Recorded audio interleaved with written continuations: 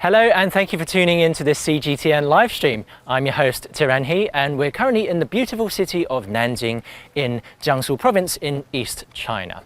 Now today we're going to be showing you around this beautiful city, and the first stop here is at the site of the Porcelain Tower. Now this is a reconstruction of a 15th century pagoda that was once upon a time one of the tallest towers here in China, and even though you might not have seen it before, you may recognize it from the packaging of your Chinese takeout box. In fact, you'll see this a lot everywhere in the world, even on shows such as Big Bang Theory. And today joining us is Associate Professor Bi Yuan of Southeast University here in Nanjing to tell us more about the significance of this beautiful tower. Hi. Thank you for joining us. Welcome and thank you for having me. It's very beautiful, yes. But it obviously is different compared different. to the original version. Much different. Can you tell us not as good. Right. But can you tell us about the importance of the original tower? Yeah, sure. It's actually centuries before the invention of this takeout box.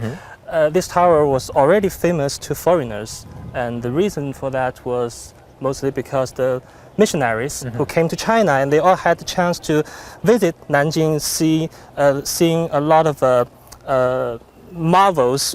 Most of them we do not have the fortune to see today, and they all left with good stories to tell, and this was on top of that list. Because in that time the Porcelain Tower, the original version of this of course, was to China as the Eiffel Tower is to France today, and everybody wanted to see it, and everybody wanted to bragging about having seen it. And we know that it looked differently because they actually have some pictures painting. I actually prepared some to show you. Oh wow, yes, that's very different. Much differently. And it does look a lot more like what we're seeing here on the package. You mentioned there were European travelers. I was doing some reading. There was a Dutchman. Johann Johoff? Yes, that's right. It's very difficult to pronounce his name. Yes.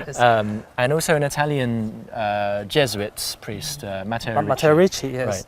And well, Johann Johoff, he came to Nanjing in the middle of the 17th century. He came twice actually, and he stayed only for a month.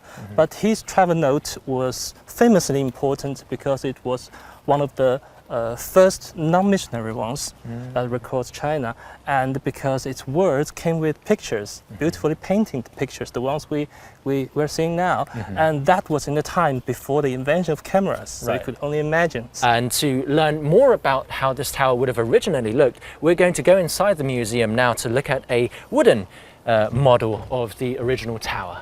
We can go down this way, right? Yes. Okay, and the tower itself is part of a bigger temple complex called the Temple of Gratitude. Yes. And it was founded at the same time as Nanjing itself. Yes, I mean the one that's most famous was built in Ming Dynasty, but it's actually not built from ground. It's built on the basis of a temple and tower from the 6 dynasties. I see. Okay, so roughly the 3rd century. Yes.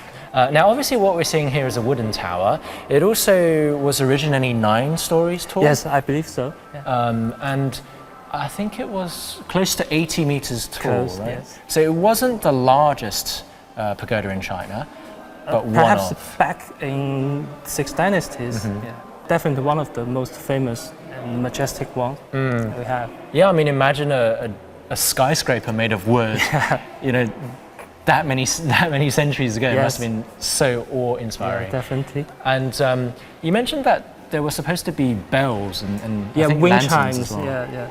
Imagine 108 of them singing all together. That would be breathtaking. Of course.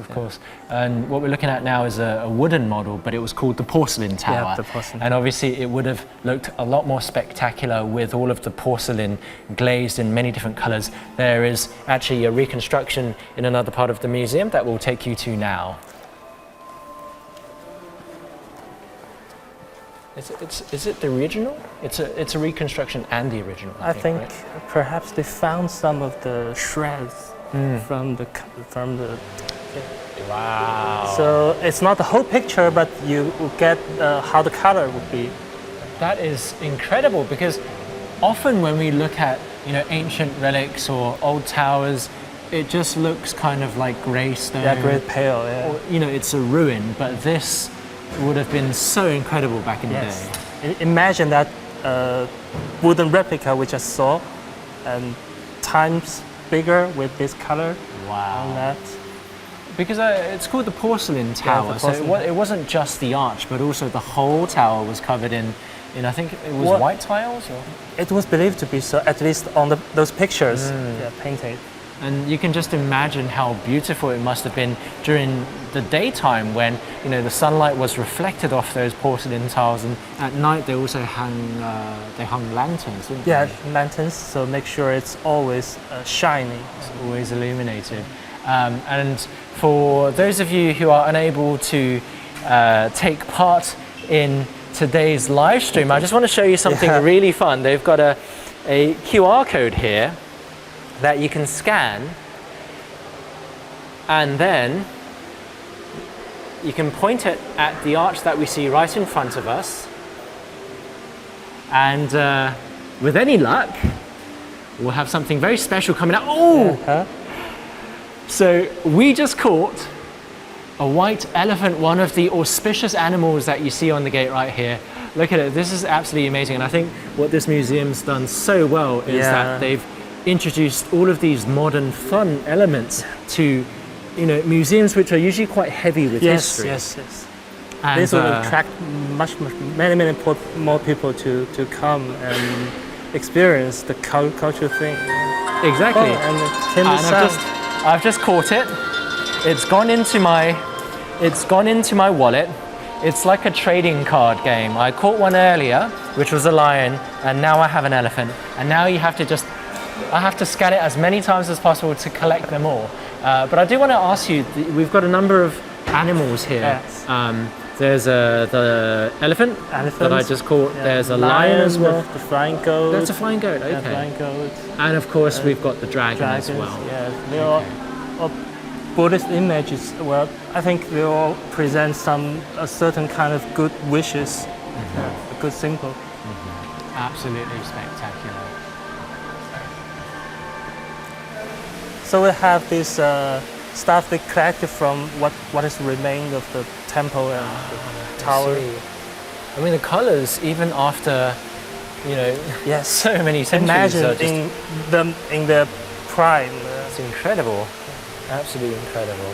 So this is not the only famous temple here in Nanjing. We actually have a lot of them. There's this Tang poetry that said there's 480 temples just in the 200 years of Southern Dynasty. Wow. So, yeah, no, I can imagine it. I mean, we've even got an extra one here as well. Well, I've been meaning to ask, is this empty or it came with fried rice or spring roll? No, there's no General Tso's chicken in here, but I do have a local snack. Oh, you do have food in there? Yeah, I know. It's actually something that my dad used to eat as a kid. I haven't eaten much of it. It's like deep fried twiglets. Yeah, it's interesting. I mean, thinking this as the traditional Chinese version of an energy bar. I mean, in the time where everybody lacking everything, like we don't have a lot to eat, and this is one of the culinary luxury. It's deep fried, and it provides a lot of energy. Yeah, I mean, especially during those times when oil was a luxury. Yes. Well, there was a time when cooking oil was more precious to us than oil. Right. Yeah. I mean, and also we're going to be walking a lot today, so we're going to need this box of energy. It's an excellent choice. And it's also something that everybody likes to eat, and I think it's something that's deep in the heart of a lot of people. Yes. So, and it's not very popular all through China, so you can only find this around Nanjing area. I see. It's a sort of a childhood delight. Yes. And speaking of how the people of Nanjing live, we're going to go now to our colleague Hannah, who's in a very beautiful Chinese garden, to explore more about the life of a person here in Nanjing. So I see this is for Hannah too. Yes.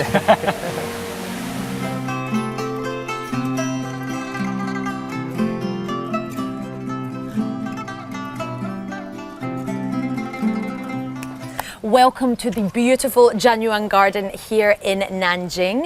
It has recently become a very popular photography spot for people like me, but I think we need some local knowledge. That is why we have the wonderful Professor Lu, who is actually a professor of architecture at Nanjing University and has a wealth of experience in the art of the Chinese garden. Welcome, Mr. Lu. Now, welcome to the garden world. Wow, so what have we got here then? This way. We follow this pathway. Okay, so this is the main area of Yeah, the this garden. is the central part of the new area. And on the right, you see the Ming Hall. And opposite it is a visual access that ends into nowhere, because the Chinese principle is to hide the end of the anything. So it's always to hide the water with trees and with rocks. So it tries to show that there's nothing that will really come to an end. So it's all about continuation. Yeah, never it's looking about towards the the end. continuation, about the cycle, about the. We believe this is the principle of nature.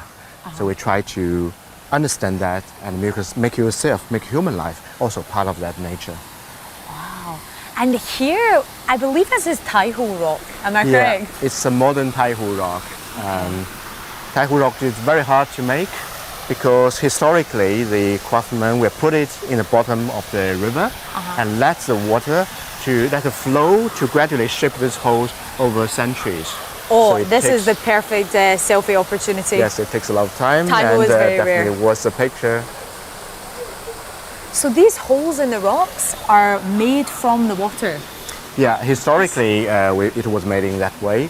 So it takes generations. So if your grandfather buried the rock in the bottom of the water, even your granddaughter will dig it out and to find it transformed into a Taihu rock. Wow. And these archways are incredible. So much symmetry.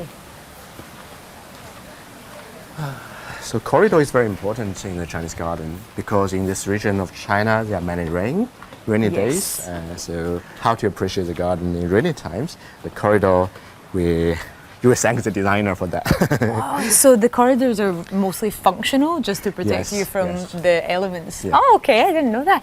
And what about here? I'm always fascinated by these carvings. Oh, this is one of the most extraordinary features of the Chinese garden. We call that lattice window. Oh, It's a lattice, window, but then you try to protect some of the visual things from behind. That you always see part of it, and it invites you actually to raise your curiosity. So it invites you to move inside to discover by yourself. It's like each space is kind of like a picture frame in Yes, a way, right? but it's more than picture frame, right? Because it has this lattice. Wow, we've also got some of the carvings here. Yeah. And this is carp. Yes. The Carp. carp signifies fortune. Ah, yeah, I've seen this online. Everyone likes to post the carp as good fortune. Yes. Let's go. Oh, perfect. So this building is special. It tried to mimic a boat.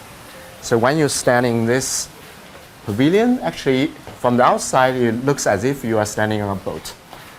Okay. So this reminds you that human life is just like you riding a boat on the water. You are driven by the flow. It's uncertain. But as a human being, you should customize yourself to uncertainty. And remember that everything is unpredictable. And So- ease yourself. So just keep sailing. Don't rock the boat. Just keep sailing. Okay. So we move around this zigzag corridor. We don't like those very straight corridors. The zigzag is very important. It allows you to constantly redirect yourself, and you see different views on different sides. Yeah, when you And- describe it, it's almost like the Tai Chi. And This it also flow of slows energy. you down, and that's important because Chinese gardens are very small usually. So the zigzag corridors make you to actually elongate the journey. Yeah, by And force you makes should also slow. notice it's not flat. Sometimes it goes a little upwards, a little downwards. That provide different perspectives. Now you are looking down to the water. It's every corner that you turn your head, I you get see this people are different feeding view. the fish. Let's move to the pavilion. Oh wow! Oh, okay, now we see all of the Yeah, carp. yeah, yeah. I thought there was only a few of the jumbo No, they are goldfish. hiding in the water. Oh, we've got the carp and also black swan. This is stunning. Yes. Yeah, I brought some fish food for you. You should try yourself. Let's see if I have good Yeah. fortune in my hands today. Okay. Does it work? Oh, I have good fortune today. Perfect. Oh, amazing. We're popular with Yeah. the good fortune carp today. Beautiful. But the raising fish is very important because the garden is actually a place where you become friends with other creatures in the world. Okay. You see also the birds over there? So it's not simply about enjoy the views, the aesthetics. It's also about experience the life cycle of other creatures. Not only birds and fish, but also rocks and trees. The ancient Chinese believe these are other forms of life. So you experience them and have a conversation with them as if they are your relatives or friends. So essentially, you need to find it within yourself to connect with any Yeah. animate or inanimate object So within the this space. principle is that humans are not external or separated from nature. You are always part of nature. So it's about finding that equity amongst all Yeah. the creatures, right? Now you see we are in the most important location of the Chinese garden, of this garden. That's in front of the Ming Hall, which is a place where the master entertains the guests. And usually, this Ming Hall will face the front of the gigantic mountain. So this is the best view of the mountain. So many layers to it. So Yes. when was this mountain established? Oh, that's from the 15th century. Oh, okay. Yeah, From that's the the Ming. original Ming Dynasty mountain, and this is one of the best in China. We say that mountain, it looks so big, but actually it's a little bit flattened. So if you look from the other side, you will see it's like different layers. But then if you look from the front, you will see it's like a big composition of the mountain. It's like putting a mirror in a tiny apartment. Yeah. It makes it look you will bigger. see your eyes will follow the mountain and upwards. You will see the peaks in the back as if they are going upwards to the sky. And then you feel the energy that the mountain is approaching you. And then if we go through this hall, you will see another mountain created by the modern designers in conversation with the Ming Dynasty mountain. So how modern are we talking? Oh, that's the mid-20th century. Oh, wow. Oh, Okay. yeah, So they yeah. managed to inherit some of the craftsmanship. Yes, and not only inherit, but they are showing respect by creating a conversation with the Ming masters. How So- did they do that? Yes, we look over here. We see another mountain, but this one is a little bit retreated. It's look backwards, and it creates a cave, and it focuses on the theme of water. So the Ming Dynasty mountain focus on the peaks. It's going upwards and expands. But this mountain, you see, is a little bit introversive. It retreats backward, creating a cave. So it absorbs the energy. It softens the energy. So it's as if that one was a kind of male mountain, masculine mountain, and that one is more feminine. So it's the masculine and feminine And energy. in the very deep point of this cave, suddenly there's a fountain, the water come out. So the most negative, the deepest part is also the origin of the future. Well, this place is also a hot spot for wedding photographs. So I'm gonna have to jump down and get a quick selfie here. Yeah, be careful. Is there a reason why people come here for their marriage photos? Is there a kind of spiritual... Yeah, the Chinese gardens are not only for visual appeal, the names and literature are also very important. Zhanyuan has very good, enjoy your time. Wow. Zhanyuan has very good name. It's called, Zhan means prospect. It's about vision towards the future. So people take photo here and to actually express their wish about the prospect of their marriage. Okay, so if I come here with any future boyfriends, then it will end in a Not prosperous, One prosperous boyfriend. marriage. Just the one. Yeah. Oh, wow. I just love that, you know, you can find this deeper meaning in rocks Yeah, you and see, spaces. now we are between two artificial mountains, one Ming Dynasty one and the modern one, and the Ming Hall situated in between. So we are in a conversation between the masculine and feminine, between the peaks and the fountain, between the positive and negative. You see this invisible flow that penetrates through the hole for the human being. I need to draw my attention to, is this the peach flower? This is Yes. the flower So of Nanjing, right? the patterns of the pavement are very important. It actually shows the guest how you should behave. The flower means it's a place where you should enjoy your life. But then some other pavement, for example, the ice crack pavement indicates the hard study. You only visited, I think, a quarter of the garden. There are so many different places, but you have to discover by yourself. There's no singular itinerary going through all places. So everybody will discover their own gardens. Wow, and where are we discovering now? Oh, are we back at the main? I did not expect that. A surprise. Wow. Imagine that you come back and the door was closed and you look inside, there was nothing. You never know. You cannot detect. It's such a great garden hidden inside.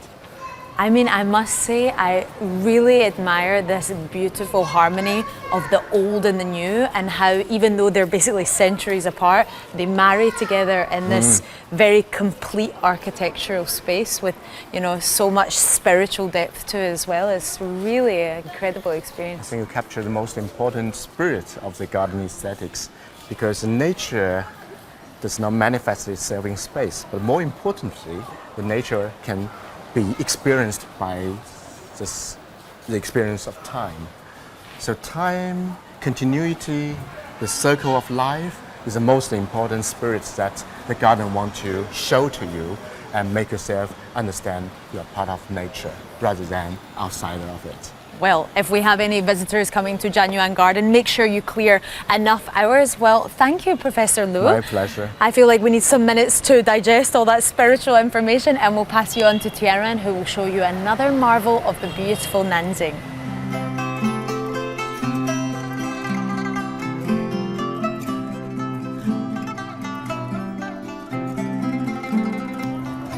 Okay, so we've just walked across the Tianhui River. You can see the porcelain pagoda in the background. We're now on the city walls, and from here you can actually see it does look quite similar, doesn't it? Yeah, and it looks better here somehow. I agree. But it's interesting. I mean, obviously it's made of concrete and glass now, but back then it would have been glazed porcelain. Yeah, and with the bright sunlight, it would look pretty breathtaking. Better than it looks now. Yeah.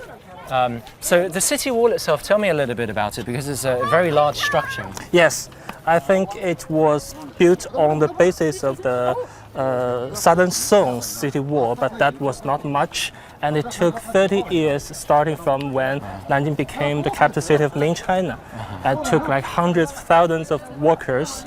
But it did not stop there. The emperors, the following emperors of Ming Dynasty, even the emperors of Qing Dynasty, they all took some work to enhance the city wall. Right.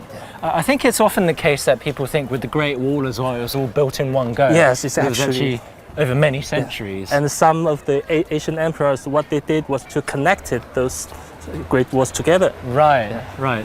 But obviously, the city wall has a defensive function. It's not just for tourists like us to walk around on, right?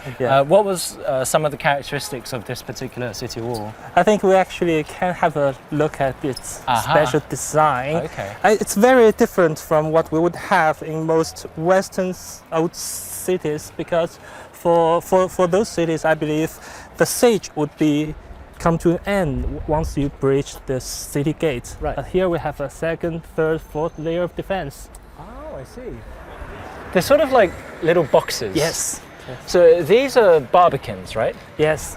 But I think usually barbicans are on the outside of the gate. That's the special part of it. So I think what they were trying to do is that once you breach the first gate, you would think that you have gone through the city, and you met your second line of defense, and you left your siege weapons on the outside. I see. That's very tricky. And then the defenders can, swarm the walls and shoot arrows at them or drop boulders. They actually have rooms for like over 3,000 soldiers high. Wow. So it's literally like shooting fish in a barrel. Yes. It just makes them super easy targets. Yes. And it looks like there are, I think, three of them. Three layers. Okay. So this is a very strong city wall. It's interesting because it doesn't look like all of the bricks were, put in at the same time. There are even bits that are kind of like different colors. Yes, it's funny you should mention that. Whenever you see a white spot on the bricks, those were actually paste made from sticky rice. Oh. It was used to hold bricks together. Now it may sound cheap, but it worked mixed with other things. So the even interesting fact is that when you see some bricks with the white spot on the outside, you will know this was the kind of bricks that fell apart after siege, perhaps, and put back together onto the wall. Because if it was in the original place, the white stuff should be on the inside against the other bricks. I see. So it's basically like a very sturdy Lego tower that can be reconstructed brick by brick. Oh, that's fascinating. I mean, these days we use cement, right? But back in those days, sticky rice seemed to be a very common option. Yes. So, obviously today it's lost its defensive function, the city wall. But hopefully. Hopefully. But it also looks like, it's a popular tourist destination. Lots of people visiting this. It's interesting that I think it started from about 6 centuries ago when Nanjing folks, they had this cultural thing that after the celebration of the first full moon of the new year, they would gather and walk up here. And by doing so, they kind of were wishing for good health in the year to come. And the fact that they managed to do so, because we just walked up here, you know that the fact they would be able to do so confirmed that their health was not too bad anyway. I see. So first full moon of the first lunar, so that would be at the end of Spring Festival, Lantern Festival. Yes, Lantern Festival. Which is obviously, a very important festival here in China. The Spring Festival rings in the new year. It's according to the Chinese calendar, though, so it often sort of occurs at the end of January, sometime in February. It changes every year. Sometimes. But it's basically to bring good luck, I guess. It's a tradition. Good luck, and it's also a good luck for the year to come, because that's when you started to prepare to go back to work. Right, one last party before life returns to normal. Yes. And this is interesting too, because this part of the wall, you've got these steps here, but there are also these two big slopes on either side. Yes, I think it's the same thing as you would see at our railway stations, airports, those parts that would be easier for you to carry your luggage. Right. Yeah. But back then, that's much heavier. Yeah. Cannons and stuff. Right, and obviously we're wearing normal casual clothing, but in the past... Yes, for the soldiers it would be much more difficult. Right. Yeah, they would be wearing full suits of armor, bringing up cannons, horses. Made it a lot easier for the defensive much easier part of the town, but not so much for the attackers. No. It's incredible how, we're walking on a city wall that is some, roughly 600 years old, and it's still in such great working condition. Yeah, this was here before the discovery of America. Yeah, I mean, if you put it that way, that is absolutely incredible. Back in the Middle Ages. Yeah, back in the... And it seems like, I don't know if I'm correct in saying that, but during that time, many towns and cities were basically fortresses where people lived inside and they farmed outside. Yeah, they all have a wall, a city wall to defend the central part of it. Right. It was a very, the first thing that you would do when you build a city. Yes. I see. I guess we could probably go inside into the museum to have a look. There's a rather beautiful collection of the bricks and the history of the city wall. We can have a look. Okay, that's great. Because I did see earlier that there were some bricks that had some very interesting characters on them. Yes. I see. It's a lot more noticeable here compared to outside. Yeah, the characters the whole are very collection.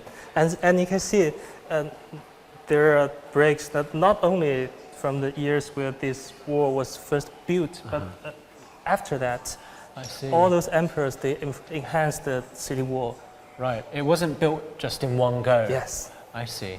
And could you tell us a little bit more about the characters printed on the bricks itself? Of course. And you can see they have this planned out for you. This, I think, is one of the best ones because they have all kinds of people on there. They have the people who's in charge of the local quality control and the local daily administration, and I think the last one was the one who made this very brick. I see. And this Jiashou number 6 was the one who's in charge of a lot of number 7. Right. together. And, you know, if the brick breaks, Yeah. All of them will find themselves in very serious trouble. very serious trouble. And back then, trouble didn't just mean a dock in your wages. Trouble actually means that your entire family will be eradicated. And so even though, you know, we have better technology these days, the craftsmanship of those ages is very difficult to replicate because they literally had their lives on the line. Yeah. And this sort of quality assurance system was so successful that it was actually used in the Great Wall of China as well. Yes, wasn't it? sure. And one of the major concerns of this system in the first place was that they're afraid of people getting lazy or wanting to, you know, cutting something off on the edge. I see.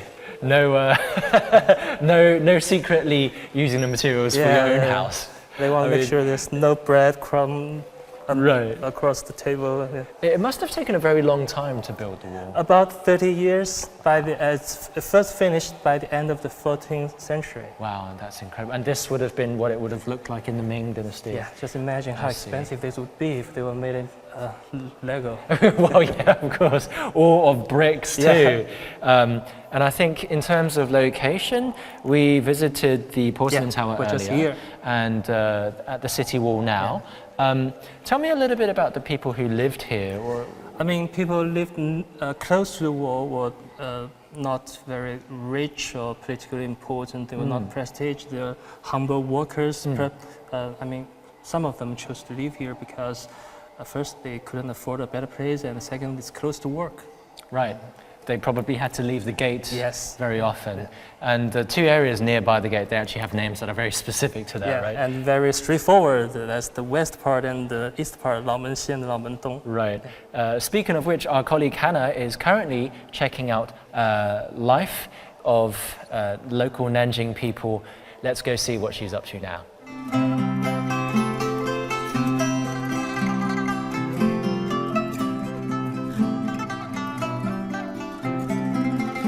We are here at the Ganshui Residence, which is the former living quarters of one of the wealthiest families during the Qing dynasty, and it's become a hotspot for Nanjing tourists. That's why Professor Lu is going to give us a deeper look. So let's take a look, shall we? This used to be a family residence, but now also a folk museum.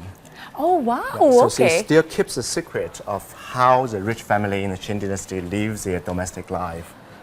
So for example, the courtyard we just been is for the family members, but now we are approaching the servants' road. I spy some bamboo around the corner. I'm wondering if you could tell me what's the significance of bamboo in this type of architecture? So you see bamboo circling the moon gate. Here's the moon gate. Bamboo signifies the dignity, solitude. So it's about how you live alone, enjoy your life by yourself. Wow. I can't say I spend too much time in solitude, but it definitely makes me feel very peaceful. And also you see there are interesting entrances to different courtyards. So it looks quite cool. This whitewashed wall and the eaves, but actually it was used by the servants. Yeah, in a way, it almost feels kind of futuristic with such yes, blaring almost white. a modern abstract art. Yeah, absolutely, very abstract. I'm Yeah. going to need to take a quick selfie Yes. whilst we're here. This is the photography tour. It deserves it. It matches the outfit. This way. And here we come to the special courtyard for the master. We see that it's quite a small courtyard, quiet and very intimate. So the master will live in a relatively small study space. Quite modest for the master. It's very interesting, right? So in such a big complex, actually the final room you are using are relatively small. So this is a typical setting in the Qing dynasty. The master will sit there, do his own study. And then there's a traditional layout, the brush and the paper. He can read books and write. And then he uses his right hand, and the light from the left will cast on his hand. So this will inspire me to study more and put my phone away from time to time. You see the staircase is very Very hard, steep. very yeah. hard to climb. Yeah. Normally the ladies are using the upper floor. Ah, so it was separated by sex? Men on the bottom, women on the top? Yeah, in the most time of the day. Okay. Because the guests might come in as an invader, so it's better to hide your female family members from the guests. Here we become to a more living quarter. So now we see the rockery come again. And this is very interesting rockery that actually connects two courtyards. If you find this cave, you walk into it, and you leave exit in another courtyard. It's almost like the secret passway. Okay, Take a try. Should I go into the secret passway? That looks a bit mysterious, but I'll give it a shot. Okay, are we Rabbit ready? hole, be careful. I hope there's no sneaky surprises under here. Might be rabbits. Rabbits or snakes. Wow, Be careful with your head. the shape of these rocks. For something. It's like we're playing human Tetris. But it's very good for the kids.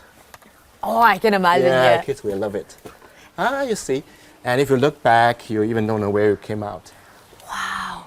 It's just this endless journey of never knowing Have a where look you're at this pavement. It's very rare. It's a fish scale, or we call it dragon scale pavement. Yeah, I was going to say it does kind of remind me of like a fish scale. Yeah, it's very delicate and usually used for the dining space.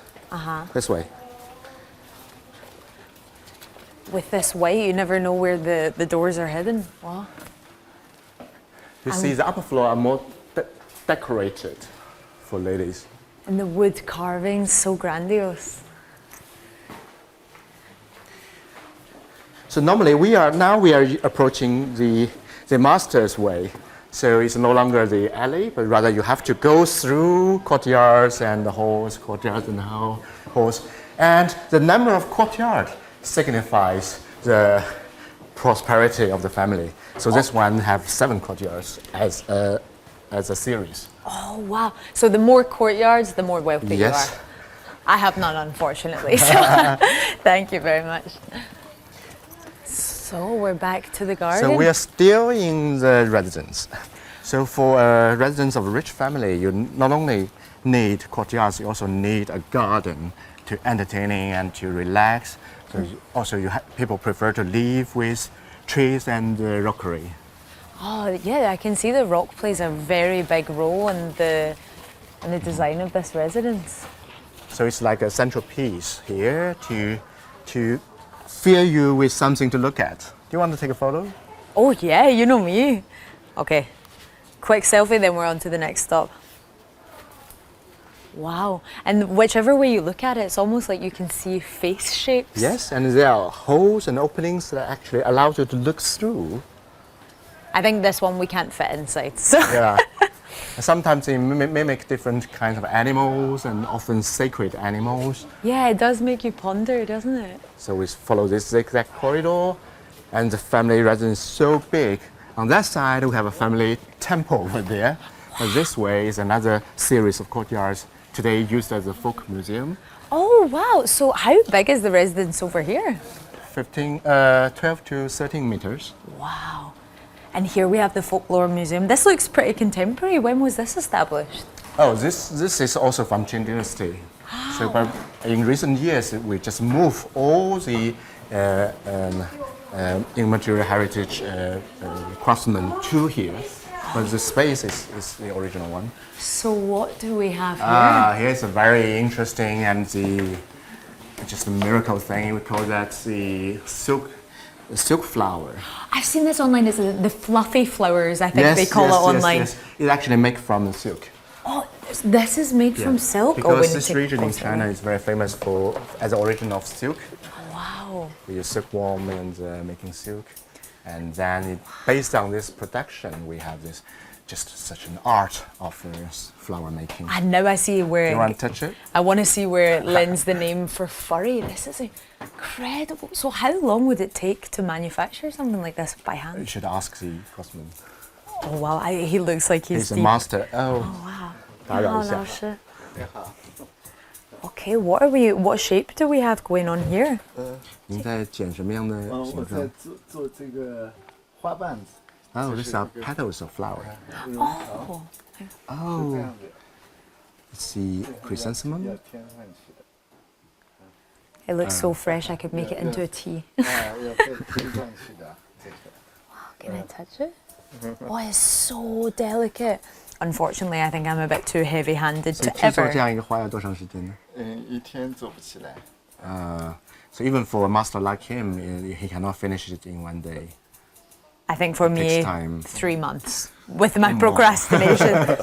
Wow. 你看，你可以。 Oh, 谢谢 matches my hair. 谢谢老师. Wow. I think I'm too heavy-handed to even give this a I try. think these are pupils of the master who want to learn this heritage. Ah, it's like the masters and the apprentice. 是您的那个都是我学生们这个团队的都是年轻人加 Yeah, 入进 these are young people who want to follow him to study how this was made. Yeah. 非遗传承了。 It's about the inheritance of this technique. Because I can see here we have the classical flower design and then these contemporary, almost looks like a pig in a basket. Yes. It's really nice to see that old and new coming to surface again. Yeah, it's I think recent years younger people start to be very interested in this tradition and craftsmanship again. So it become popular. And it's incredibly meditative as well. It takes so much attention to detail and time. Yeah. A nice escape from city life, yeah. Yeah, it's very different from those industrially made stuff. Oh, absolutely. Naturally made material and then craftsmanship to do. And I actually seen this inspired some fashion trends for We can go from here. 2024. See, here is the cloth art. So like the brocade. Oh, what, is this also with silk? Yes. Ah, it So has such the a shine. designer should design a kind of basic composition, and then it takes time to do that. Oh, the weaving. There are all kinds of design. Oh, and I see we have some international students yes. who's been trying their hand at this ancient art. Wow. I love how you can implement it in so many different forms. It's very. So So delicate. the silk have very, very, very interesting tactile feeling. Some of that genius has a very good, call it best wish for marriage. And this kind of style of art prospered in which period of history? And this is kind of art that used both by the royal family and the everyday people. For example, this decoration is used by the traditional the officers. They use that in the official costume. Oh, wow. 我们是一种立体刺绣，和苏绣还是不一样的。所以我们工艺上面，比如说我们这个小兔子绣好以后，还要把它剪下来做二次加工、二次缝制，然后才能变成这样的一个感觉。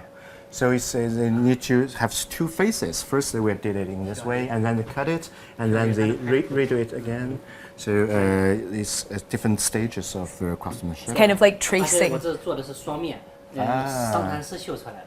So it's different from the way in Suzhou or other regions. It's very 是南京这边的对吧？对我们南京的，是我 Very 做出的是这 Nanjing 种立体 local 的，它是立体的， It's 里面放我们中国的中药。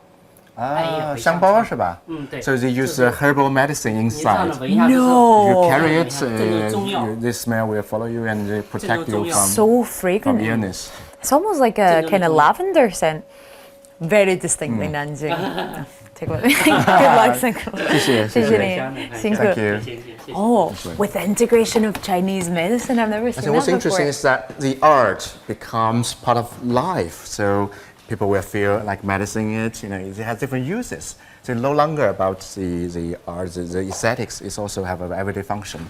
That's what makes this interesting. It's kind of the same as the garden concept. It's about finding a deeper meaning. And here are some bronze sculpture of the kind of a city life in the Qing dynasty. Here are kids playing the fireworks. Yeah, I was going to say they don't look too much like emperors. This kind of do you represents want to more take the a working photo? class life, right? So this is more from the village perspective, right? No, I think the citizens do it in the same way. Wow. This way. I follow you. Way too easy to get lost in here. Here about carving with different materials. We have the wood carving, bamboo carving, and so this is the roots of bamboo. So much arts and crafts. And here's the most distinctive local product. It's Okay. the lantern making. No way. Nanjing is very famous for the lantern making. Oh wow, We have this delicate, very interesting lanterns of all animals. Some are earthly animals, some are heavenly, sacred, legendary animals. Oh my God, so much This is so funny. It's like a collage, a dragon with the lotus flower. This one's my favorite, I have to say. Very eccentric. And that one is just very widely used, the lotus. Lotus is very preferred by the Chinese. And what material do they use? Paper. Ah, so all from So you use paper. special traditional paper and then use the brush to give it a little, usually red or pink. Okay. Wow. Now, So we've had a this is walk the- through history. This is the one that I keep seeing on Instagram. I need to snap a pic Yes. here. We call that fish dragon lantern. Fish dragon So these are lantern. not earthly fish, it's a heavenly fish. And that's not all for the wonderful tourists of Nanjing. Let's pass you on to Tiaran, who will show you some more.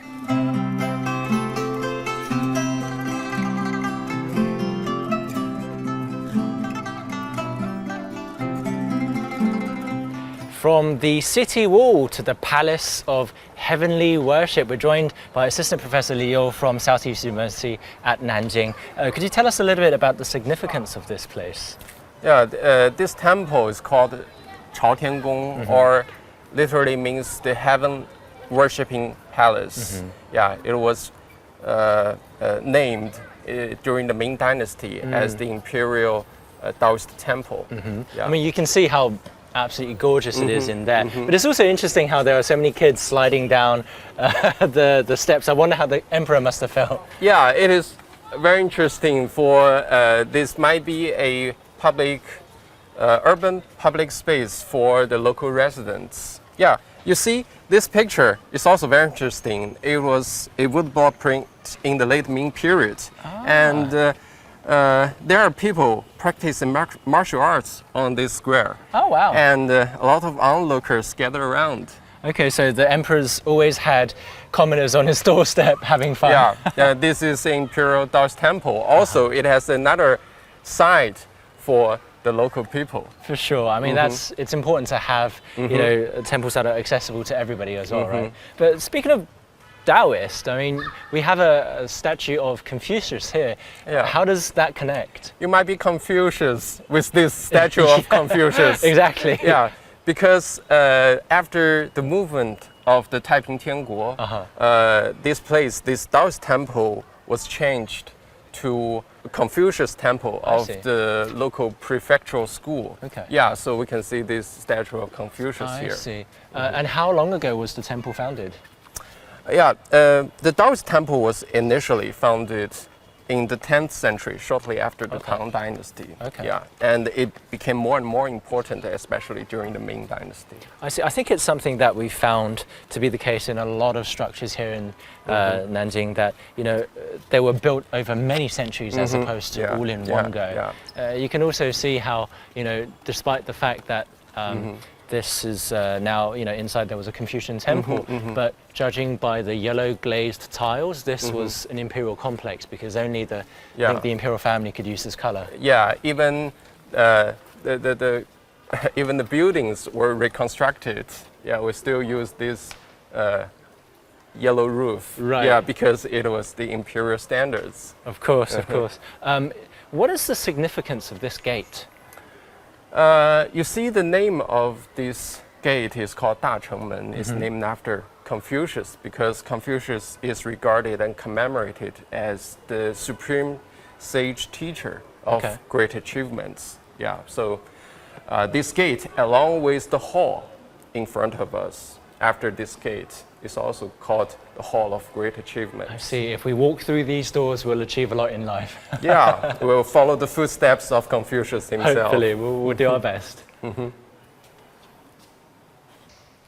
Okay, so this is the Confucian temple, the Wenmiao. This is the main building of the Confucian temple. Yeah, when it was still the Taoist temple, this hall is called the Sanqing Dian, the hall to worship the three pristine ones. Okay. Yeah, there's the highest deities of the Taoism. I see here, this is an emblem of the emperor. You've got a dragon with, is it a pearl?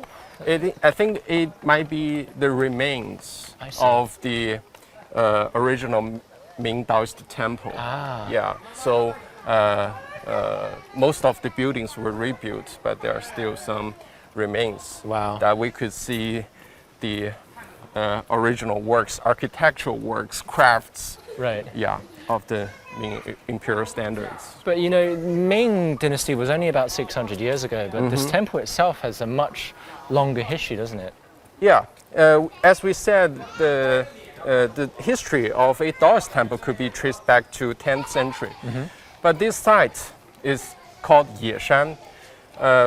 The history of Yeshan could be traced back to some 2,500 years ago. Wow. The name Yeshan is because it was built for a place for bronze smelting.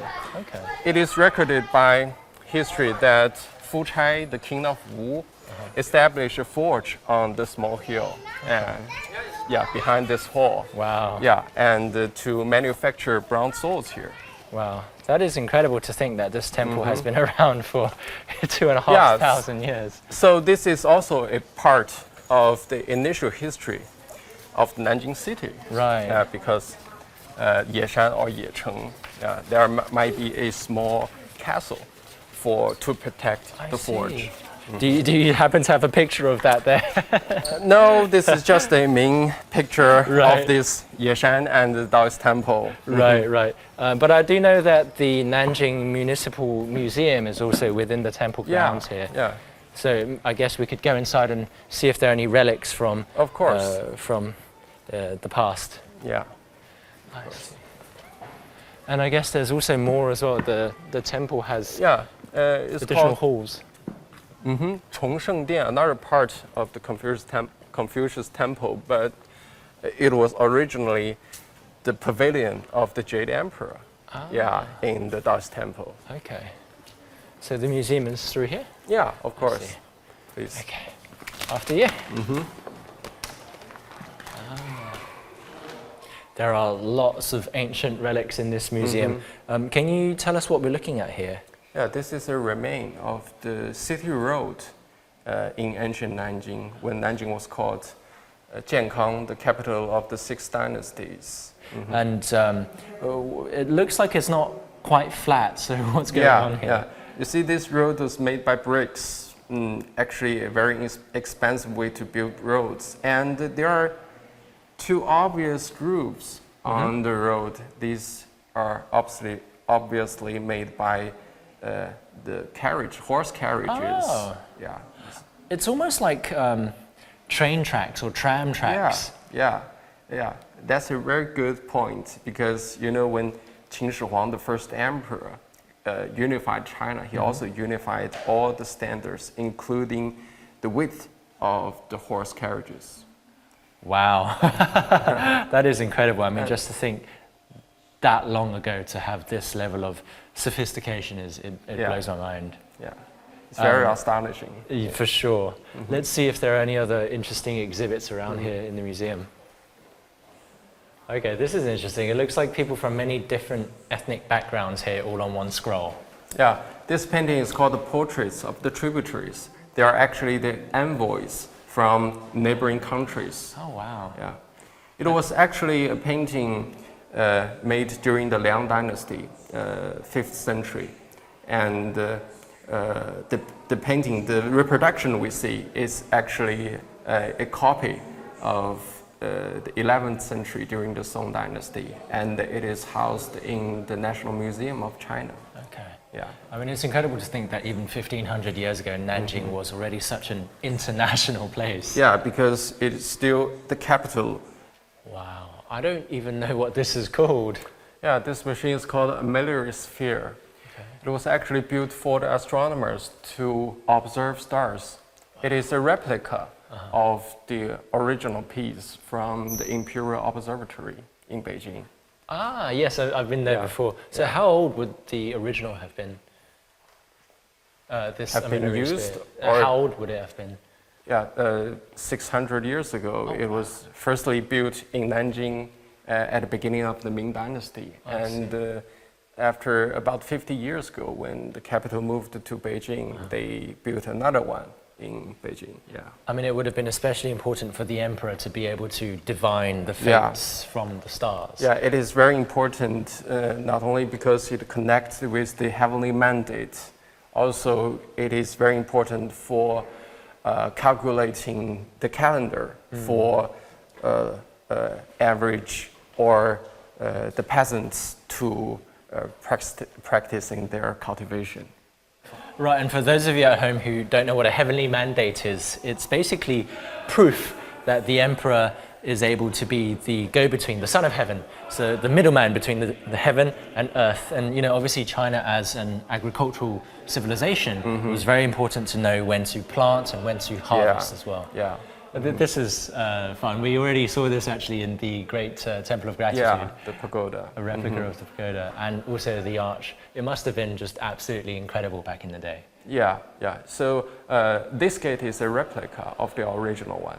But you can see these pieces are the actual remains of the pagoda. Wow. It is very, very delicate. Of course. And you see such a huge architecture are decorated with all of these beautiful tiles. Yeah, yeah. I mean, not just the craftsmanship, but you could tell how powerful the dynasty through this kind of beautiful art of course. As well. Right. I mean, there was so much to see inside the museum, but I think we won't be visiting every single exhibit here, and we'll go to the rest of the temple grounds now. I think it's really interesting how many Chinese cities not only have a history of centuries, but also thousands of years. Yeah. Actually, just as Zhu Ziqing once said, Nanjing is like an antique shop that you can find the history at every corner of the city. Yeah, that's very apt. And we've just taken this wonderful walk through Nanjing's history here at the Temple of Heavenly Worship. Let's go to Hannah now, who's in another historic part of this ancient city, and see what she's up to.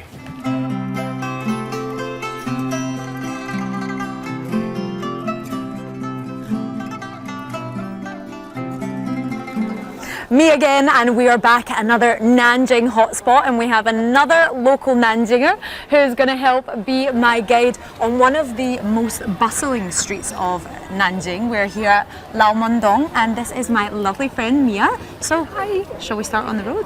Hello, let's go. Let's go. So Lao Mondong looks like an almost kind of ancient town, but I believe this is a relatively new installment. Yeah, to the relatively new compared to the Confucius Temple. And I think it's mainly for the young people. Okay. We all like to go here and take some photos. And you can see some of the girls wearing those beautiful traditional clothes. Yeah, I want to try that. I really want to try that later. So yeah, it looks like it attracts people of all ages, and we've got something for everyone here. We've got local stores. Hopefully we can pop our heads in and have a little look. So what would you recommend us having a look here at Lao How about Mondong? this one? Do you know anything about the fluffy flower? The fluffy flower, yes. Actually, I met the #1 master of this handicraft, Master Zhao. He's based over at the Ganshui Residence. So you went there? Yeah. When did you went there? Actually today. Oh, today. Just before meeting Amazing. you.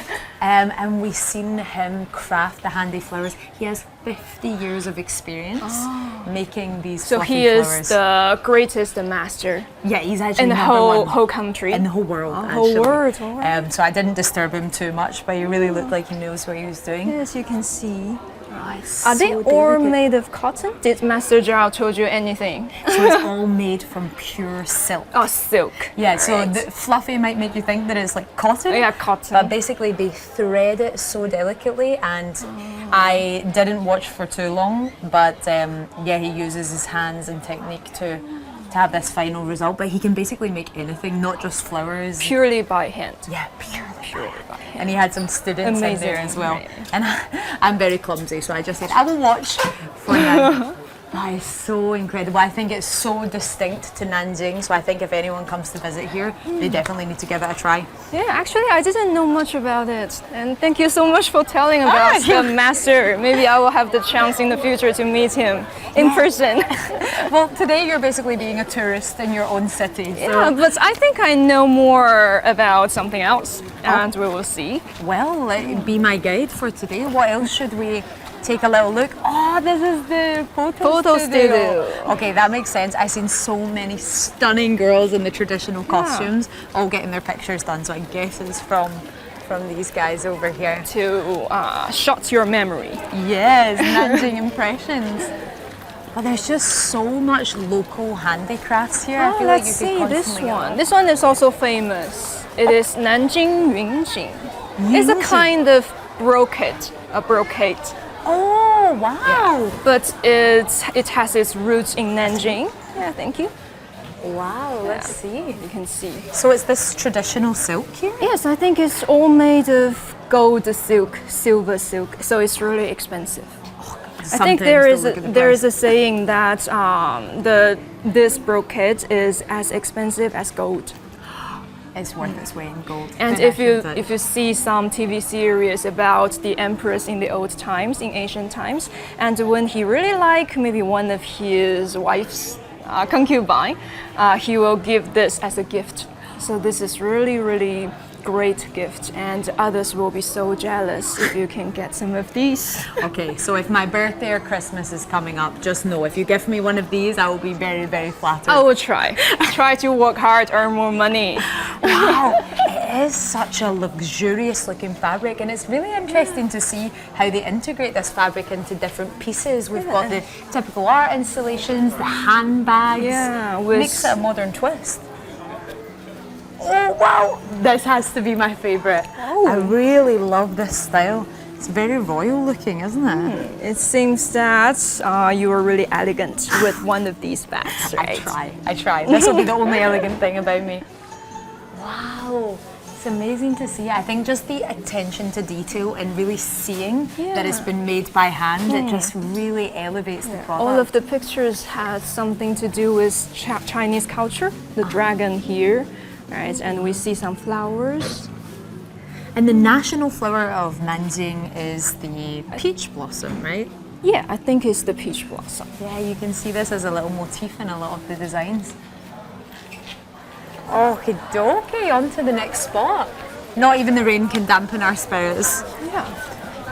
So on to the next spot. What else we would like to see? I see Would there's a lot you of like to snacks. see something delicious?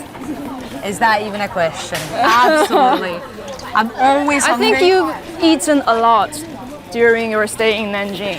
Yeah, Is it? I feel like the Nanjing locals, every time I ask them, what should I do today? Is there anything you would recommend? And they're like, have you tried this tea? Have you tried this tea? Have you tried this tea? Eat and eat. I think if you want to come on a bit of a foodie tour, then Nanjing is definitely the city for Yes, you. sure, you can have all kinds of food here. Basically, all kinds of food. It's an endless discovery. So would you say that Lao Mondong is more for tourists or the locals enjoy coming here as well? Both. Absolutely both. Yeah, although I haven't came here maybe when I was little, but when I enter college, I have some friends from other provinces of China and will bring them here. Because it kind of has this ancient aesthetic to it, but how new is Lao Mondong? What year did it become I established? think it's not very old. Past It's 10 like, yeah, years? 10 years ago maybe it became famous. And now it's the perfect Instagram spot. Love it. Yeah, because of the social media nowadays, it's become more and more popular. Yeah, that's so the best Instagram spots of the city. Lao Mondong. Where else is good for taking pictures? The Confucius Temple. We're gonna head up there later, I think. Yes, right? sure. This is somewhere you must go if you come to Nanjing. And also we have some other scenery spots. For example, Zhongshanling. Have you went there? Zhongshanling. Oh, yeah, there is a scenery spot. I think it's in the Purple Mountain. Oh, wow. Yeah, and the Purple Mountain is, I think it's the highest mountain. I think we popped over here. Right? Is Jasmine? Oh, Jasmine. Honestly, anything with flowers inside is an absolute hit for me. Do you like jasmine? The smell of it. I love the jasmine fragrance. tea. So jasmine tea. I imagine in a dessert it's going to be even tastier. Let's take a Let's little see. look. You can smell it already. It's incredible. And it's so popular. It's really, really nice to see so many businesses thriving, especially here on the shopping streets. There's lines everywhere. Yes, for so many people. Yeah. And I think the flower is getting popular worldwide. Like jasmine. in the Turandot. Do you know the opera Turandot? No, I don't. We have a melody that is quite similar to the song. There is a song about jasmine in okay. Jiangsu province, and it is combined with some Western culture and presented in the whole world, in front of the whole world. Wow. Yeah. Nanjing going global. I love Yeah, sure, international. international feeling. I would certainly say that about Nanjing because actually, I'm not sure if I mentioned, but it's my first time here in Nanjing, and I wasn't sure what I was expecting, but it's an incredibly modern, vibrant city. There's yes. so much young energy around. I think it's a combination of modern and tradition. Yeah, I feel like even on this street, it's entangled with this ancient aesthetic, and yeah. the locals give you that real. So we just authentic try feel. to bring all those traditions alive again, right, to the young people. Otherwise, they will be lost. So that is a pity. Right? So we have to keep them, carry them on. Yeah, it's so amazing to see. It's like really the best of both worlds. I was living in Shenzhen for a very long time. It's an extremely modern city, and sometimes it's hard to find those more ancient sites. Yes. But here in Nanjing, you can have it all on one street. Yeah, you can have everything. Yeah, I'm spoiled in Nanjing. Spoiled by the local knowledge. So would you like to stay here longer? Don't leave. I already extended my stay actually. Which really? I had to add one extra day because there's just too much to see, too much to eat predominantly. But yeah, there's so many sites, and I'm a really big fan of photography as well. So trying to tick off all of my shooting locations has been a bit of a task. So we're gonna go down this little alleyway. I think there are some interesting stores. Okay, I follow you. You're my spiritual guide of Lao Mondong. Let's see, so many desserts. Yes. I think you should be the dessert capital of China. I've never seen Yes, sure. so many. And even in the rain, I feel like it's a very poetic city. Yeah, Everything's- actually rain adds something more to the city. Yeah, actually, I was with a professor of architecture at the Ganshui Residence, and he said that actually the best way to view the Chinese garden is in the rain. Yeah, in the rain, yes. Because of number course. one, you're protected by the roof in the temple, but also it creates this more magical. Yeah, the mystic- atmosphere, right? And when it is a little bit foggy, the mountain and all of the pavilions, the buildings look more poetic. Right? Yeah, it's like living in a painting. Yeah. Absolutely. Like we are the fairies. Oh, I love to see these really interactive Pottery. experience. You want to make Pottery. some handicraft? I feel like I could spend a whole week in Nanjing and I still wouldn't cover all the handicrafts. Yeah, I'm sure. my Of eyes course. have really been opened here. And also so many cool coffee shops. Yes, I'm trying to see all the different cups. Oh, here is a store. wow. Oh, is it just open, newly open store? Oh, which instrument is this? This looks is a really traditional Chinese instrument called pipa. Have you Pipa? ever heard of it? It's a string instrument. Okay, it's kind of like a Chinese guitar. Yeah, you can understand it that way. Let's let them take the pictures. A Cute. very photogenic city, I must say. Everyone's looking for the perfect photo op, whether we're in the rain, come rain or shine. It is sunny. Wow, it is raining. Right? We're gonna get a rainbow over us any minute now. So the pipa, this stems from which dynasty in China? Long ago, ancient times. That's the right I'm answer. not quite sure which dynasty. Oh, okay. I need to take a look at this. The live streaming. So, live streaming, of streaming, course, yes. something that we're doing now. But And something that is extremely modern and something that is traditional. The clothes, have you seen? so they're using this as a means for e-commerce. I think they're trying to broadcast some information about the store or maybe this district, this area, to all of the netizens, so that they can attract more people to get to know more about Nanjing. Should I say hello? Maybe. Waling, Waling. Nanjing. Oh, so many viewers. I'm shy. Let's take a look around. Oh, okay. I need to draw my attention to this. Roasted duck. The Nanjing roasted duck. My friends told me that if I come back to Beijing without bringing them Nanjing duck, they're going to be really mad at me. So this is a little reminder that before I leave, I need to pick up some for my friends. Yes, and Nanjing roasted duck is very different from the Beijing style. Oh, really? It tastes really different. Because I actually thought this was Peking duck, but the Nanjing This duck is sweet. is different. You know, most of the surprised. things in Nanjing is sweet, right? You know that. I know. you know I that. feel like my teeth are rotting, but oh, it's so good. Ah, you can take some stamps. Oh, wow. Oh, Let's wow, have a it's very try. interactive. So what do we have? Is different tourist attractions. One for you, one for me. Okay. Like what you said with the food, you never know what the mystery is inside. I know so because I can read the character, but you don't know. everything's a mystery for me. Yeah.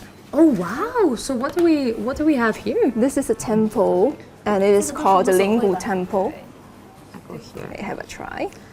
Ooh, I feel like I'm stamping the official document. Oh, beautiful!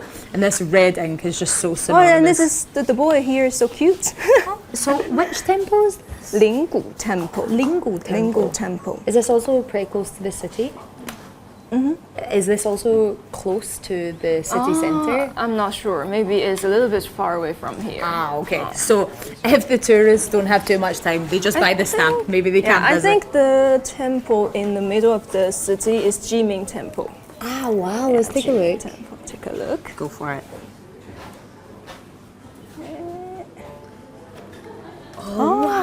And it is really interesting that young girls in Nanjing like to go to Ming Temple to have a romantic marriage. Oh, wow. Yeah, Really? it's said that it's really, really magical. If you go there, you will have a magic match. Okay, we can go once we finish filming. We can go find the lovers. Right now. So, if we don't have too much time as a tourist, visit the Ming Yeah, Temple. because it is convenience, the spot, the location. Yeah. Perfect. Oh, here's some more stamps up here. Yeah. This is like the menu of locations. I really like this modern design as well. Qinghai River is right beside us, I think. Oh, wow. Maybe we will travel along the river. Oh, I hope so. Before I leave Nanjing, we need to have a boat ride. You must go there. It's Go so, along the river, appreciate the scenery. it's so cool to see the stamps contrasted against this really typical architect Yeah. window. Traditional style. However, we do have one stop left in our tour where we're going to meet my lovely friend Tiaran, who has another local Nanjinger. So I'm going to pass you on to Tiaran, and then we're going to go meet him there. So let's go pick up some duck for my friends. Okay, let's go.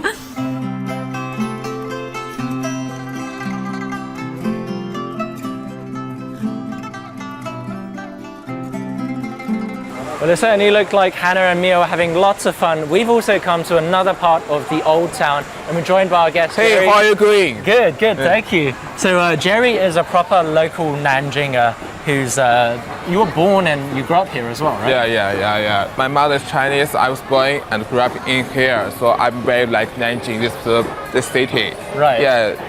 I must say that this is one of the more popular tourist spots here in Nanjing. This street that's full of food on either side. Obviously, there's lots of tourists coming here to buy local specialties. Are there any dishes, Nanjing specialties that you would recommend? My favorite food in Nanjing is the duck and the 小笼包加水粉丝.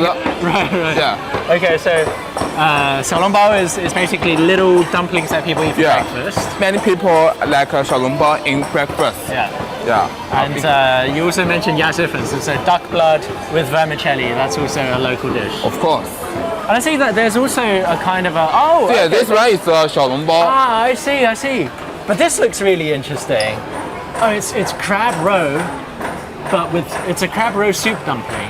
Yeah. That's so interesting. 蟹黄包 and different with 小笼包. Okay. I mean, immediately the size is different. Well, I'm just worried because I know the soup is going to be so hot that I don't really want a fresh one. Like a fresh one's going to be ridiculously hot. So when you try, you can. I think you need to be careful Yes. because it's very hot. I think so too. I think so too. Hey, 好嘞，谢谢。Do you wanna? No, you, do you wanna do this? you try first. Try first. This is really dangerous. Having a straw in a hot baozi with a lot of really hot liquid is. It's a sure way to get yourself burned. I'm gonna give it a try anyway, just for you guys at home.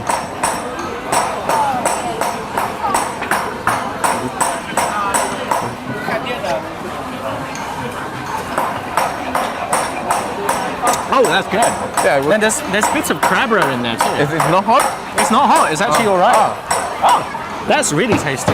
Do you want to give it a try? No. On camera. He's like, you got burned. You just didn't tell me. I see that there's a lot of places selling the same kind of baozi, right? And you were talking about duck as well. I think. Oh, that looks. Oh, those are very colourful. Ah, have you had these before? Yeah. Before I have ate, but not often. It's very not often. 青团. So these are usually eaten, I think, for like special occasions, right? Yeah, I ate this one before, but it's not often because I think this one is for children. Well, I'm a grown child. So. 那我们来一盒试试呗。哎，谢谢。好的。It's a different berry. Okay. 多少钱呢？25 OK. 好嘞。 So 25 for 6. 25 for 6, which is not bad. 给您吧。谢谢。哎，谢谢。 Thank you. That's so interesting. I think this is something that's common in southern China to have these sorts of glutinous rice balls. I think they've got filling inside as well, don't they? But this one is different. It's a very different fabric. You can try.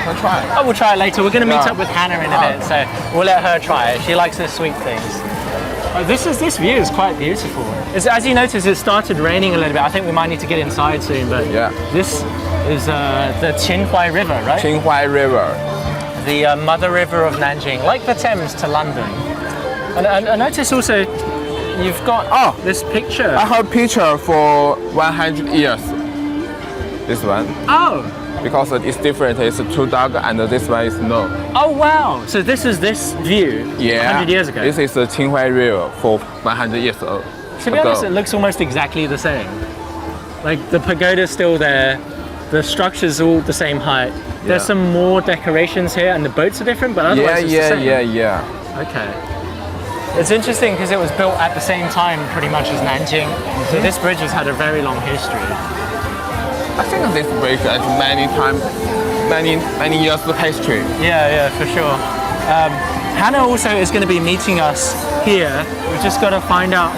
She said that she's on the street getting some souvenirs. There she is. Oh, that is a dark shop, very busy. Yeah, I'm surprised she's there. Like, being blonde is very easy to spot her. You almost learned how to sing the song. Hey.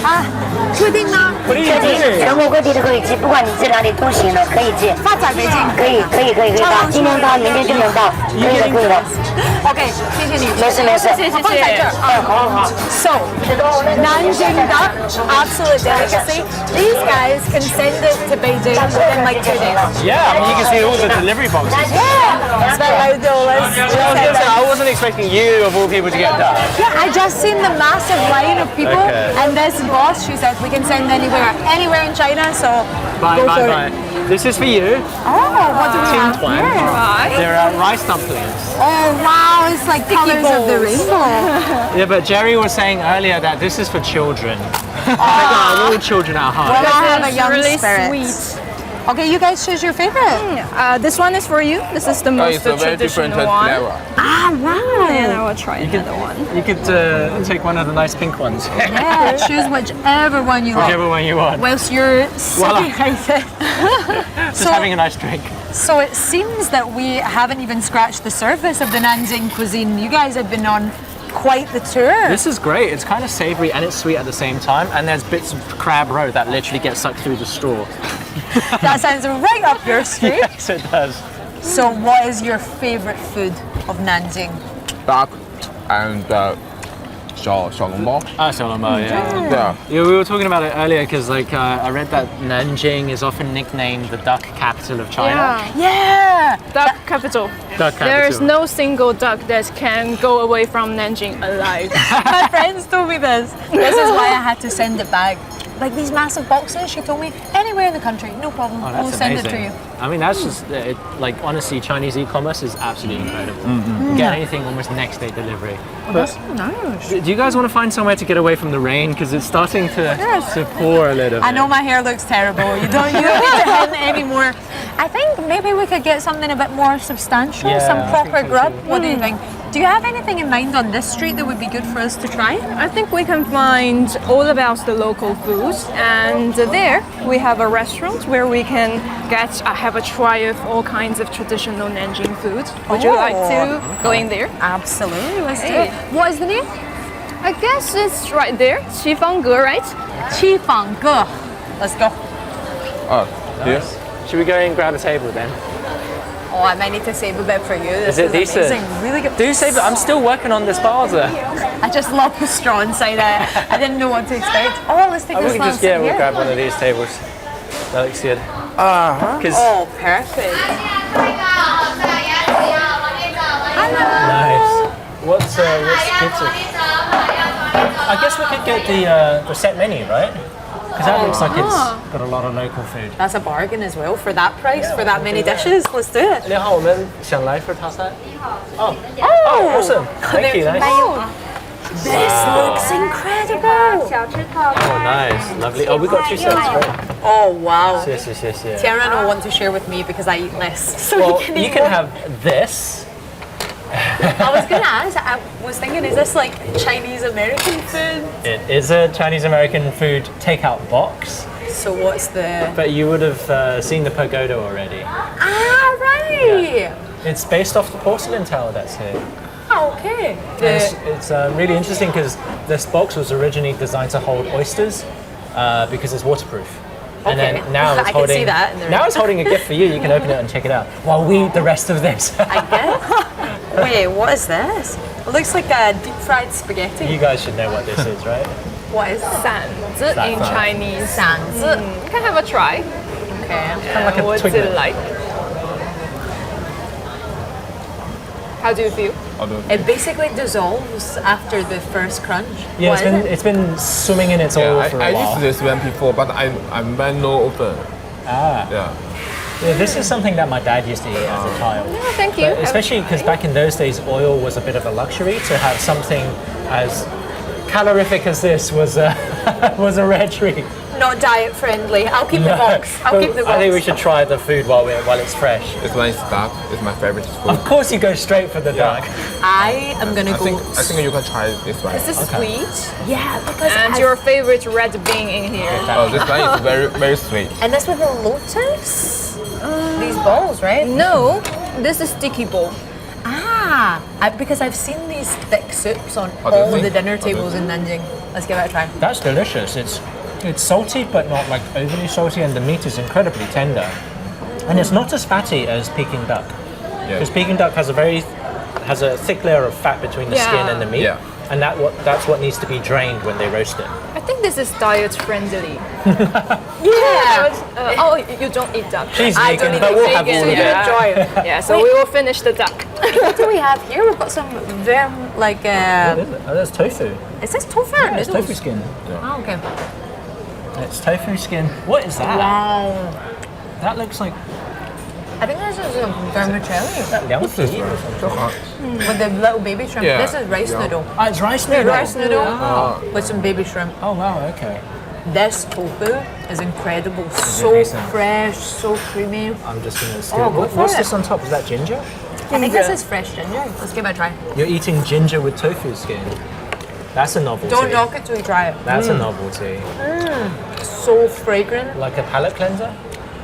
It's nice because you've got the soft against the crunch, the strong against that really neutral tofu. And the spiciness of the ginger. Oh no, you're weak. Maybe I am. Ah, Ginger is spicy. Very delicious. Well, ginger can be quite spicy. It's got that tangy kick, doesn't I it? think it's just used to add some flavor. Otherwise, it will be just very light. Not Which very is salty. interesting because like you know, we've been in Nanjing for a couple of days now, and it feels like the food here is actually quite heavy. Like Heavy, in terms yes. of flavor, it's not the sort of delicate southern Chinese Yeah, cuisine sure. I expected.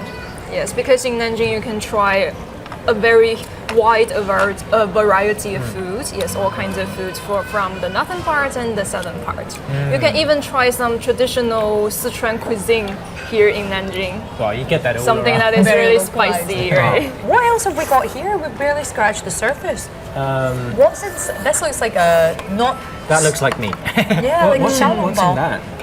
Xiaolongbao is okay. meat. So And we- this one, I think, it is vegetable. Yeah, this is a veggie one. Go on then, give us You a- see give us this a in try. all of the southern breakfast stalls, don't you? Is that a xiaomai or is that a xiaolongbao? It's still something like we This call one it is the xiaolongbao. baozi. It's a xiaolongbao. It's interesting just the way it's categorized. Because that looks like a xiaomai to me. Yes, it's similar. Because inside is a vegetable, and in this one inside is meat. Ah, And in Xiaomai, we usually have rice, sticky rice. I see. But I think this is missing a little bit of spice. So my eyes are going towards this chili sauce here. This almost looks like a sweet chili It sauce, does look doesn't different to what we're used to. I think normally you have the kind of Sichuan style chili with like Yeah. the flakes. Yes. But this looks like sweet chili. Let me add a little bit here. I'm gonna be brave.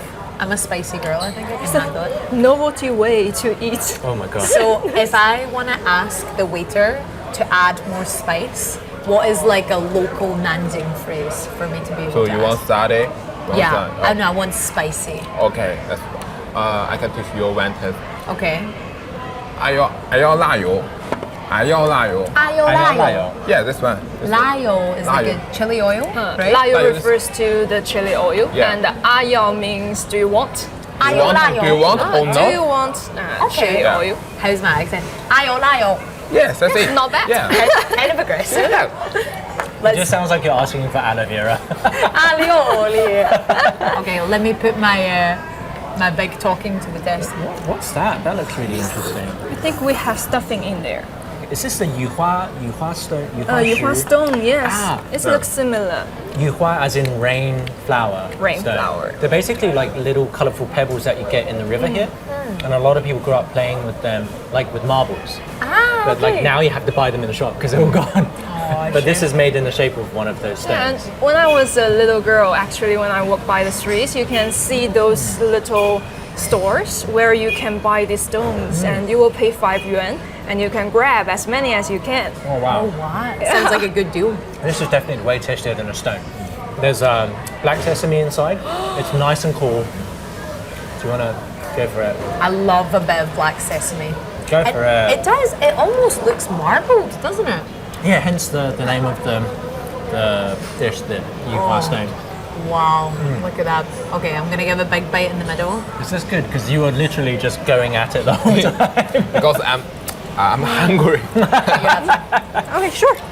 If Oh, it's it's- from your childhood, I want you to feel nostalgic. Oh, that's really good.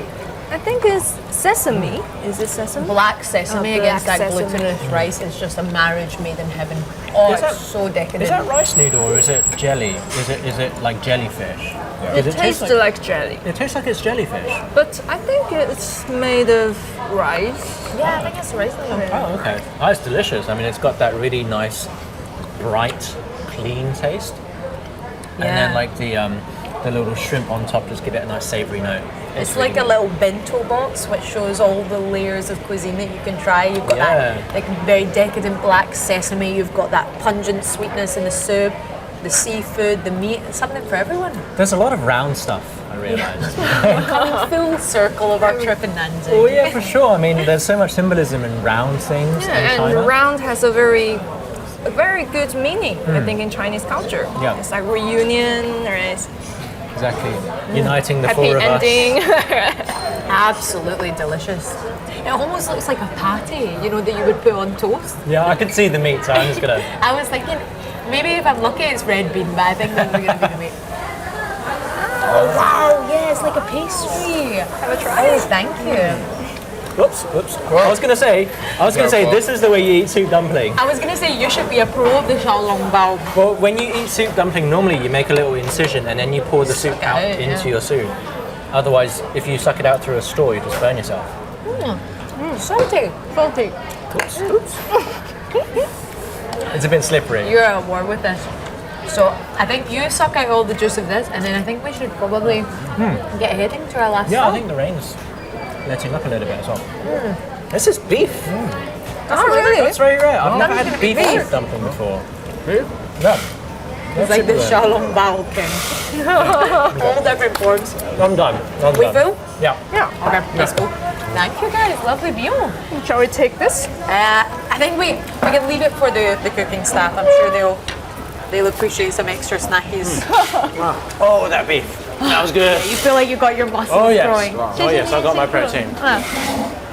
So, I think the dock's over there, so we probably have to make our way. Oh, I'm so excited to get onto the river. Delicious. Oh, it's still got a bit of a sprinkle over there. And it's still quite busy despite the rain too. Absolutely. I feel like the people that come to Nanjing just have this incredible energy. You just have so much to explore. I mean, we just had 9 dishes on one plate. Oh yeah, and Jerry was showing us a photo of this photo area is from a century ago. 100 years ago. For this, no way. For the place. Over The same place? It looks almost exactly the same except for the boats, which are a little bit newer. I can imagine. So would we want to ride on a boat that's 100 years old? Maybe. But I think grabbing a boat and then taking it down the Qinghai River, which is like the mother river of Nanjing, is just an awesome way to end our little whistle-stop tour of Nanjing here. Oh, it's amazing. I think With- it's over there, so we'll have to make our way. Thank you very down much. there. We'll find our way. Yep. So, what would you say is a must-do for anyone coming to visit Nanjing? Eat. That's the key takeaway. And you like to run inside the city, right, outdoor, and to appreciate the scenery. I think that is a very good way if you run along the Qinghai River. Oh, wow. You can really appreciate what Nanjing is like. So basically, any visitor to Nanjing should come Qinghai hungry. River. That's good. And you're going to leave absolutely stuffed. That's great. Well, I think before we get on the boat and continue with our tour around Nanjing, we'd say goodbye to our audience at home and maybe leave them an impression that they want to come and visit Nanjing and eat all of the local specialties here very soon. Like, share and comment on our live streams, and of course if you've enjoyed our live stream here today in Nanjing, be sure to view our show China Untapped on CGTN's website and also on our app where you'll find it, and all of our previous shows as well. I hope you enjoy more content from us. Thank you so much for watching, everyone, and I hope we leave you with a lasting Nanjing impression. Bye now. Bye, guys. We've got a boat to catch. I think it's just down from here, isn't it? Here we go. So, did you order the boat? Yes, we're going to take a boat and look at the rest of the town. Which boat do you want to get? I want the biggest, most colourful one. I want to match my nails. I see a lot of imperial yellow over here. Yeah, exactly. It's actually, in the past, only the emperor was able to use yellow. Feeling very honoured now I've got all my nails. Well, you've always been an empress because you're blonde, you know. You're sporty from the Exactly, get-go. you're in the yellow And you too. can see the dragon on the pillars. Yes. The design's incredible. Have you guys ever been on one of the boat rides before? No, the interesting thing is I've never been on a boat Well, because we think this is only for the tourists. you know what they Today, say. the tourist in your own city. Exactly. You can also see, like on the dragon too, it's also got 5 claws. That's the highest level of dragon. Like only the emperor is allowed to have 5-clawed dragons. Everybody else, the highest level is 4 claws. No way! I didn't know that. Now if I think of a dragon with only 4 claws, it's not so intimidating. Just a back scratcher. Like what happened to this other claw? So if it's got 5, well, a thumb, then it's the emperor's dragon. I think we're on boat number 1, so it should be probably inside over there. Oh, I'm so excited for this. I think when you've got this misty kind of wet rain, there's nothing better than just being on the river. And actually, Professor Lu told me that you should always see your life like a boat ride. You can't control the elements and just sail along. One of the principles of the Chinese garden, apparently. That's very zen. It's also very Taoist. So let's be zen. Nice. Yeah, I mean, taking a pleasure boat on the river is definitely a must-do thing for tourists here, isn't it? There's so much to do for people visiting Nanjing. I'm here we very are. pleasantly surprised. Boat 1, there we go. My biggest advice for any tourist, though, is come hungry, you will leave absolutely stuffed. Yeah, for sure. It's so interesting that also in Beijing you can do these pleasure boat rides, but I feel here it's got more panache. Tea and snacks, brilliant. Oh, this is definitely a much more elevated version of the pleasure boat ride you get in Beijing. Couldn't be better. And oh look, we've got the view. Or it's taken from the other side. Taken from the other side. I'm like, Same. same but different. Oh, we get some tea. Oh, Very nice. What is that? I think It's a green tea. Yuhua tea. Ah, it smells like a nice aged green tea. tea and biscuits. It's basically like the British afternoon tea, but on the river in Nanjing. I guess in the past they would have had maybe people singing and also selling stuff by the banks of the river as well. For us, the emperors of the day. Yeah, emperor of the day. So what would you say has left you the longest lasting impression of Nanjing? Let me think. I really surprised myself with how much I learned about the art and the somewhat science of the Chinese garden with Professor Lu, who is a professor of architecture at Nanjing University. I really learned a lot about the kind of the zenith of how your life should be, and about the flow of energy in the Chinese garden. Even though I don't have a garden, it's good to put my mind You there. just need to have a big enough mansion. Yeah, one day. What about you? If it's not spacious enough, you're not going to get the chief lane. Yeah, my Beijing apartment is this energy. You know what? I really enjoyed the Porcelain Tower and the Bowen Temple, the Temple of Gratitude. It's actually beautiful. Like a lot of museums can be quite heavy. Yes. You go in and you feel like you feel like centuries of weight on your shoulders. A bit solemn. But that museum is fantastic for Instagrammers. It's beautiful, very contemporary. It has like an amazing art displays of like LEDs with like